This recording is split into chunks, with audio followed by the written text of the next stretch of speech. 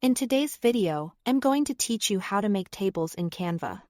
If you want a clean, organized way to present schedules, price lists, comparisons, or data in your designs, tables are perfect, and Canva makes them quick and flexible to set up.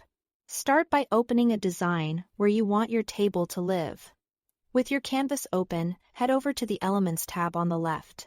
In the search bar, type Table. Then browse through the options.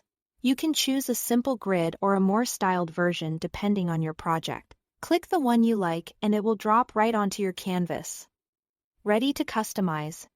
To shape your table for your content, you'll often need to add or remove rows and columns. Click on any cell to activate the table. Then move to the edge of the row or column where you want changes. Look for the three dots menu, which opens more options. From there, select Add or Delete to tailor the table's structure. This is handy for building out exactly the number of sections you need before you start formatting. Next, size the table so it fits your layout. Drag any of the table's corners to resize the entire structure proportionally. If you need specific spacing, grab the internal grid lines and drag them to adjust individual row heights or column widths. Take a moment to balance your layout so everything looks even and easy to read. With the structure in place, customize the appearance to match your design.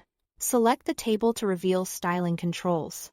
You can change border colors, adjust thickness for a bolder or lighter look, or remove borders entirely for a minimal, modern style. Consistent border weight and color go a long way toward a polished result, so pick a style that complements your brand or theme. Adding content is straightforward. Click any cell and start typing. You can format your text just like you would in a regular text box. Adjust the font size and color to create hierarchy and emphasis. Keep headings larger and body text uniform, so your information is scannable and cohesive. If you need a wider area for headings or section titles, merge cells to create space. Hold the Control key and drag to highlight multiple adjacent cells. Then right-click and choose Merge Cells.